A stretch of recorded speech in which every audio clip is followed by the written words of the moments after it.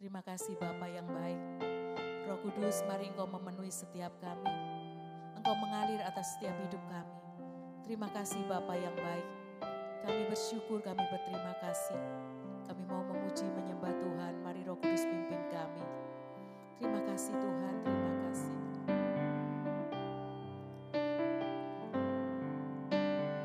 Roh Kudus, Kau hadir di sini.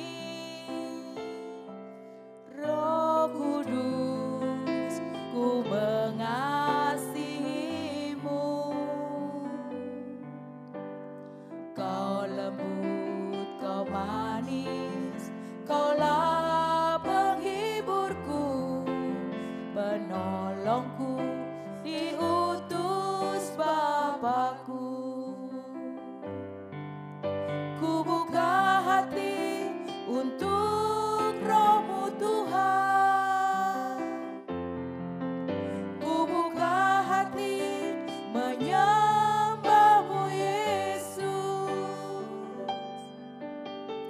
Jamahlah kami, penuhi kami dengan kuasa Allah Maha Tinggi.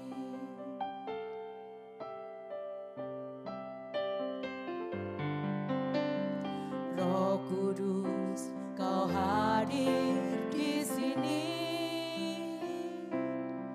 Roh Kudus, ku mengasihimu. Kau lembut, Kau manis, Kaulah penghiburku, penolongku, diutus Bapakku. Ku buka hati untuk Roh-Mu Tuhan. Ku buka hati menyembah-Mu Yesus. Jamahlah kami, penuhi kami dengan kuasa Allah Maha Tinggi. Oh Yesus, kami bersyukur. Jamahlah setiap kami, penuhi kami. Ya Roh Kudus, haleluya. Roh Kudus mengalir atas kami, memenuhi kami. Glory, haleluya.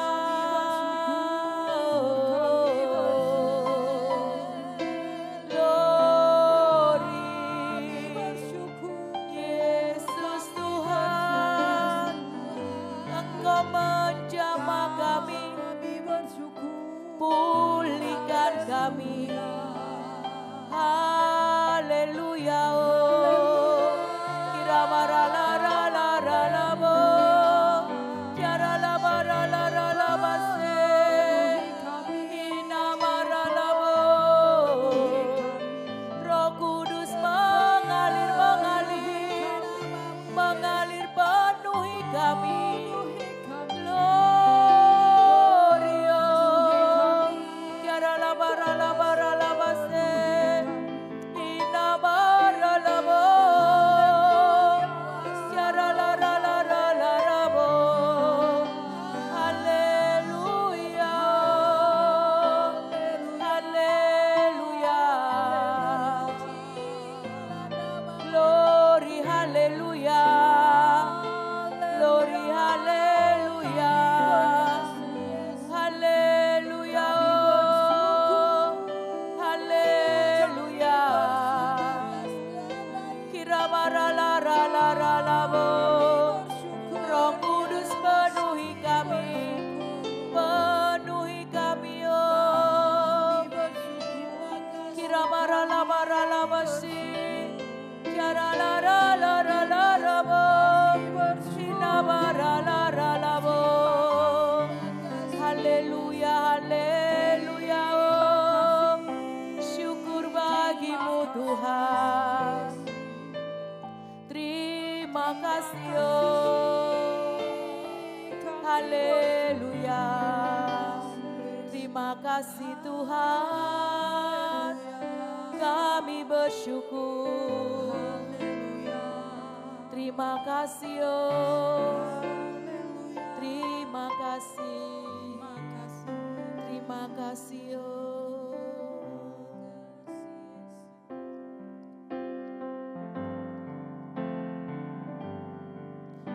Ku buka hati untuk Roh-Mu Tuhan.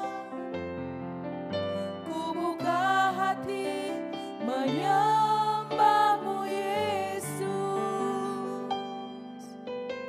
Jamahlah kami, penuhi kami dengan kuasa Allah Maha Tinggi. Jamahlah kami, penuhi kami dengan kuasa Allah Maha Tinggi. Jamahlah kami, penuhi kami dengan kuasa Allah Maha Tinggi.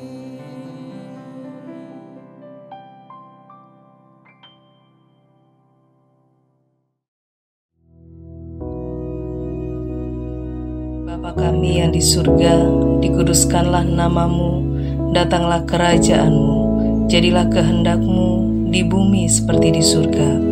Berikanlah kami pada hari ini makanan kami yang secukupnya, dan ampunilah kami akan kesalahan kami, seperti kami juga mengampuni orang yang bersalah kepada kami. Dan janganlah membawa kami ke dalam pencobaan, tetapi lepaskanlah kami daripada yang jahat. Karena Engkaulah yang empunya kerajaan dan kuasa dan kemuliaan sampai selama-lamanya. Amin.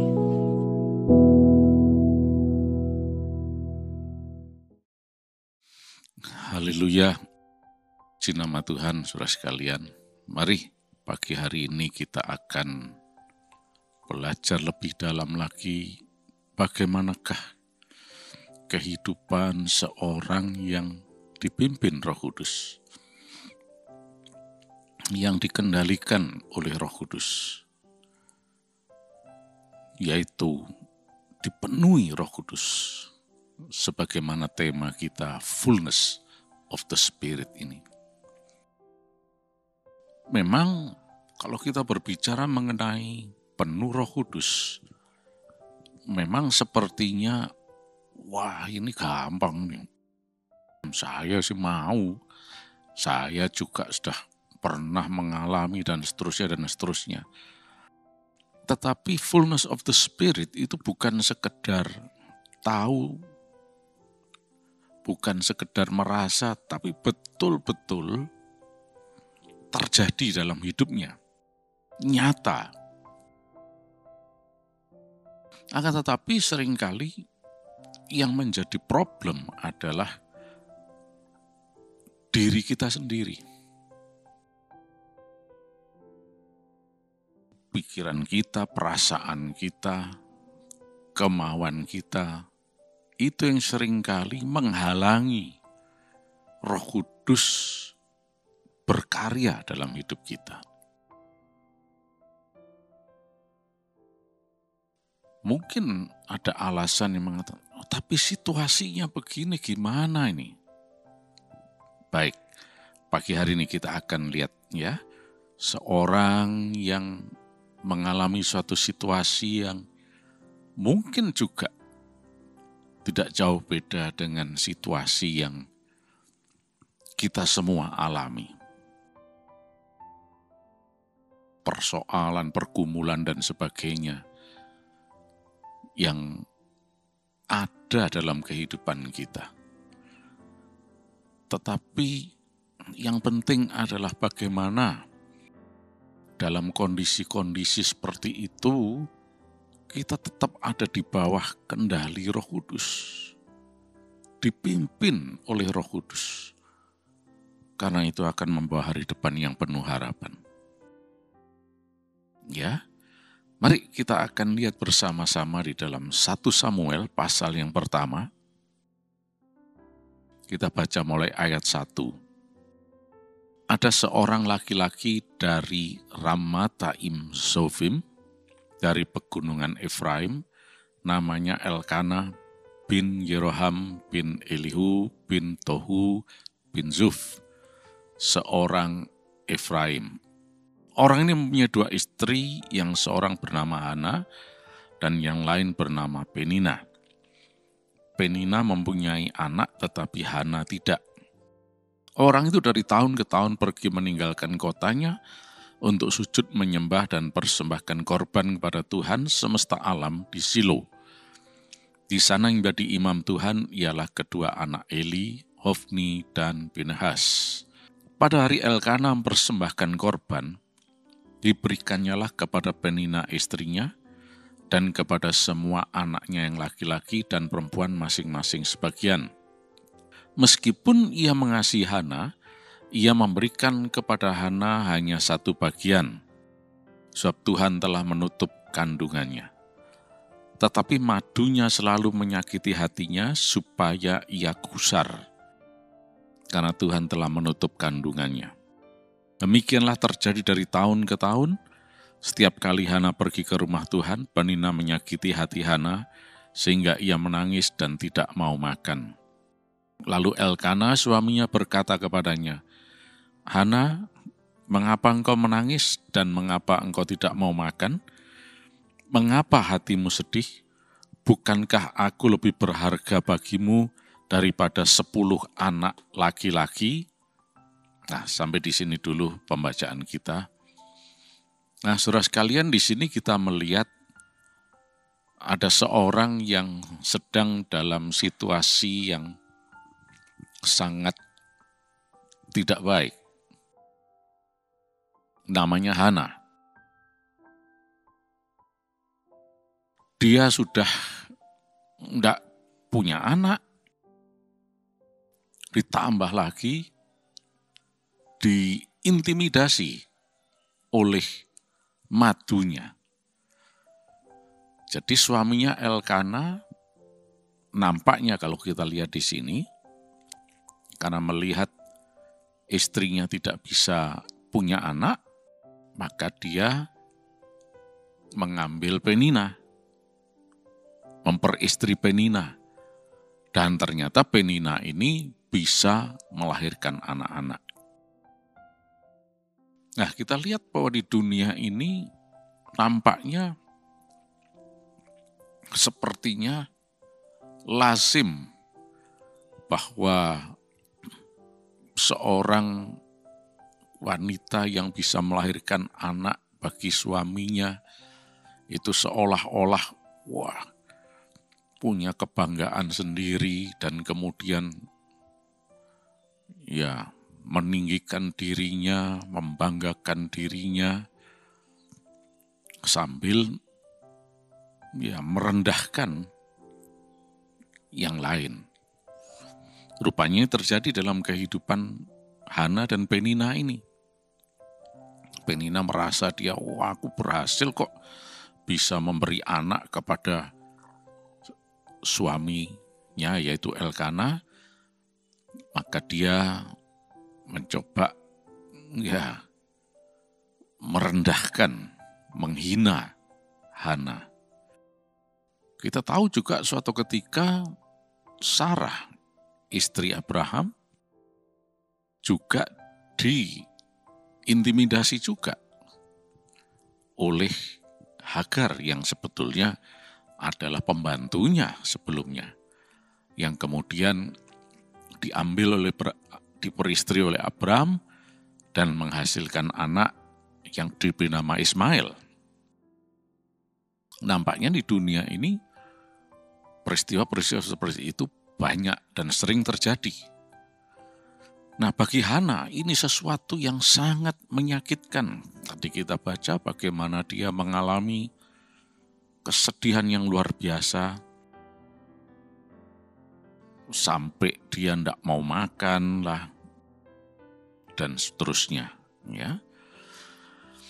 Nah, baik, kalau kita lihat lebih dalam lagi kehidupan Hana ini, apakah ini sudah takdirnya dia demikian? Orang dunia akan mengatakan, oh iya takdir itu sudah. Apalagi di sini paling tidak lebih dari sekali dinyatakan antara lain dalam ayat 5, ayat 6 ya, yang mengatakan sebab Tuhan telah menutup kandungannya. Nah, dalam hal ini kita harus memahami bahwa Tuhan itu bukan penyengsara. Mengapa Tuhan melakukan ini kepada Hana sampai dia mengalami kesusahan, kesedihan, dan seterusnya? Andai kata Tuhan tidak menutup kandungannya, tidak akan terjadi hal seperti ini. Yang membuat Hana sampai bersedihlah dan seterusnya. Firman Allah tidak pernah menunjukkan bahwa Tuhan itu kejam. Sebaliknya, Alkitab selalu memberitakan, menyaksikan kebaikan Tuhan, keperkasaan Tuhan Yesus, perbuatannya yang ajaib. Allah yang kita kenal dalam nama Yesus adalah Allah yang baik. Kalau saya mengatakan Tuhan Yesus, Yesus kan belum lahir, tapi dia juga adalah Allah, Yesus yang sama. Sejak dari kekal sampai kekal dia sudah ada. Dia berkuasa.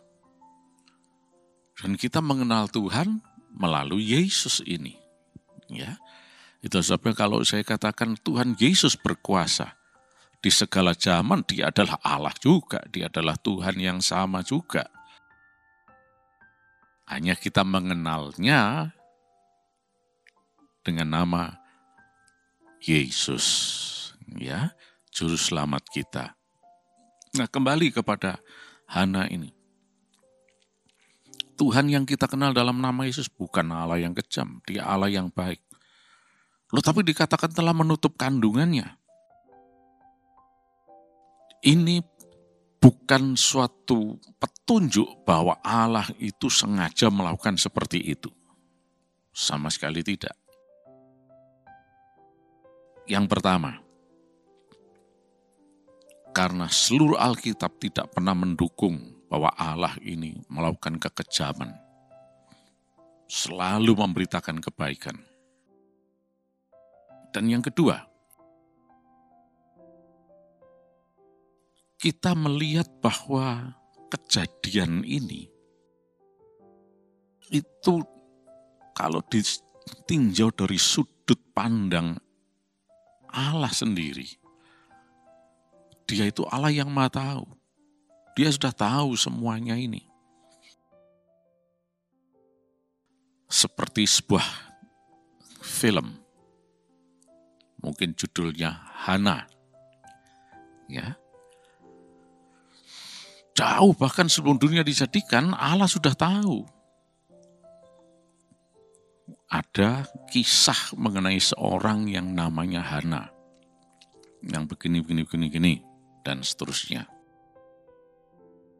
Masalah dia itu mandul, itu bukan Allah yang menyebabkan. Tapi Allah tahu bahwa Hana ini kondisinya seperti itu. Nah, kalau kita lihat dari divine destiny, kita akan semakin bisa mengerti. Oh, Allah itu Maha Tahu. Jadi dia tahu persis apa yang terjadi. Itulah sebabnya, dari sini itu bisa dikaitkan dengan sepertinya Allah yang melakukan itu, padahal bukan Allah. Allah dalam kemahatauannya sudah tahu bahwa Hana itu mandul. Nah, revelation yang disampaikan ini tidak menunjukkan bahwa Allah itu kejam. Tapi dari sudut kematahuan Allah, maka Hana ini mandul. Yang seolah-olah dipahami oleh manusia sebagai karya Tuhan. Sama sekali bukan. Ketika dikatakan Tuhan menutup kandungannya, itu bukan karena Tuhan sengaja melakukan itu, tapi dari kematahuannya ini. Dan kalau kita, memang ini bukan sesuatu yang gampang untuk dimengerti. Kalau kita tahu ya, sebuah film sudah jadi, ya seperti itu, maka kadang-kadang bisa menimbulkan, oh memang dibuat begitu, dibikin begitu. Karena memang Allah ini sang pencipta, memang sang pembuat semuanya, ya. Jadi ini merupakan ungkapan saja, didasarkan atas bahwa Allah itu maha kuasa, maha bisa, maha sanggup, dan maha tahu. Tapi ini bukan masalah sebetulnya. Masalah yang sebenarnya itu adalah bagaimana kita bisa mengerti untuk bisa hidup dikendalikan Roh Kudus, dipimpin oleh Roh Kudus. Nah, dalam hal ini kita lihat bahwa Hana merupakan contoh bahwa ketika seseorang menghadapi situasi seperti itu, larinya cuma satu, yaitu Tuhan Yesus. Hana menghadapi seperti itu, dia tidak memberontak kepada suaminya, gara-gara kamu suami yang pengkhianat, gini, kita cerai saja, aku gini, dan seterusnya. Enggak. Dia lari kepada Tuhan. Ya, coba kita baca di dalam ayat seterusnya, yaitu ayat 9 ya. Pada suatu kali, setelah mereka habis makan dan minum di Shilo, berdirilah Hana, sedang Imam Eli duduk di kursi dekat tiang pintu bait suci Tuhan, dan dengan hati pedih ia berdoa kepada Tuhan sambil menangis terseduh-seduh. Nah, ini orang yang tidak pakai pikirannya sendiri, kemauannya sendiri, perasaannya sendiri. Ini yang gampang untuk dipimpin Roh Kudus. Kalau kita tanya gimana saya bisa dikendalikan Roh Kudus, fullness of the Spirit itu betul-betul nyata dalam hidup saya. Ini contoh Hana. Dia tidak berdalih macam-macam. Ini semua kan gara-gara Elkana ini gini. Ribut dan seterusnya ya. Terus akhirnya ujungnya akan menyalahkan Tuhan. Tuhan gimana sih? Tuhan yang membuat aku gak bisa punya anak gini dan seterusnya. Nah, gak ada solusi malah semakin parah. Solusinya adalah mau diarahkan oleh Roh Kudus, dituntun oleh Roh Kudus. Gimana? Yaitu mau merendahkan dirinya, pikirannya ditinggalkan, perasaannya ditinggalkan, kemauannya ditinggalkan, lari kepada Tuhan. Walaupun tadi dikatakan bagaimana Hana ini berdoa sambil menangis terseduh-seduh. It's human, itu adalah manusiawi. Ya, dia memang sedang sedih ya, diungkapkan kepada Tuhan. Bukan manifestasinya kepada kekeraman, kemarahan, kemudian menyalahkan Tuhan dan sebagainya. Lari kepada Tuhan. dan Tuhan tidak pernah mengecewakan. Oh iya, memang dibuat oleh Tuhan begitu, sehingga kemudian Tuhan buka kandungannya. Bukan. Tuhan juga sudah tahu kalau Hana ini bakal berdoa dan bakal nanti akan punya anak. Ya. Nah, orang yang mau dipimpin Roh Kudus, hari depannya penuh harapan. Coba kita lihat selanjutnya ya, apa yang terjadi dengan Hana ini setelah berdoa. Kita lompat saja, langsung ya, ayat yang ke-19. Keesokan harinya bangunlah mereka itu pagi-pagi lalu sujud menyembah di hadapan Tuhan. Kemudian pulanglah mereka ke rumahnya di Rama. Ketika Elkana bersetubuh dengan Hana istrinya, Tuhan ingat kepadanya. Maka setahun kemudian mengandunglah Hana dan melahirkan seorang anak laki-laki. Ia menamai anak itu Samuel. Sebab katanya, aku telah memintanya daripada Tuhan. Nah, saudara lihat. Bagi orang yang mau dipimpin oleh Roh Kudus, yang selaras dengan rencana Allah, berjalan di jalur divine destiny-nya, ada hari depan yang penuh harapan. Seperti Hana ini. Dia sebelumnya seperti berada di sebuah lembah yang sangat kelam. Mengalami kesedihan yang sangat-sangat berat, sangat besar. Tapi karena dia mau datang kepada Tuhan, semuanya diubahkan oleh Tuhan. Karena Tuhan Yesus adalah Tuhan atas segala mukjizat. Bagi Dia tidak ada yang mustahil. Mungkin kita tanya, andai kata Hana tidak berdoa, ya tidak terjadi seperti ini. Tapi itu tidak mungkin, karena filmnya udah jadi kok. Allah sudah tahu Hana pasti berdoa. Begitu juga dengan saudara dan saya.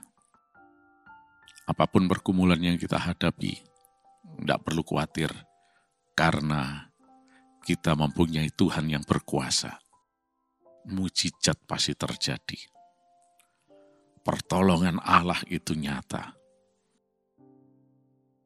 Hanya saja kita harus mau dikendalikan oleh Roh Kudus, dipimpin oleh Roh Kudus. Walaupun dalam hal ini tidak dijelaskan mengenai Parakletos atau Roh Kudus yang sangat jelas di dalam Perjanjian Baru.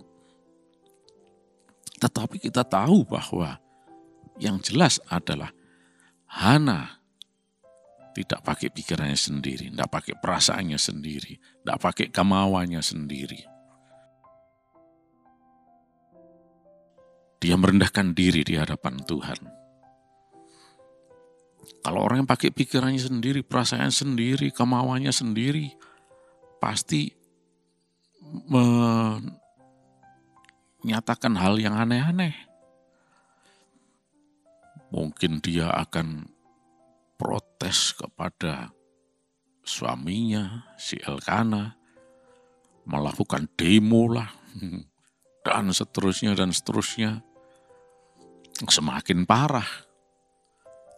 Tapi ketika dia mau merendahkan diri di hadapan Tuhan, mukjizat pasti terjadi. Kok tahu kalau mukjizat pasti terjadi? Ya pasti. Karena sudah merupakan contoh yang jelas. Ketika mau menanggalkan pikirannya sendiri, mukjizat terjadi. Ya, oleh karena itu mari saat ini kita sungguh-sungguh memahami hal ini dengan baik. Dalam segala hal, Roh Kudus tuntun aku. Pasti hari depan saudara semua penuh harapan dalam nama Yesus. Terima kasih Tuhan, sepanjang hari ini kami sehat, diberkati berkelimpahan, dan memuliakan nama Yesus Kristus. Terima kasih Tuhan. Setiap kami yang ada di tempat ini, Kau buat berhasil, berkemenangan. Dalam nama Yesus Kristus. Amin.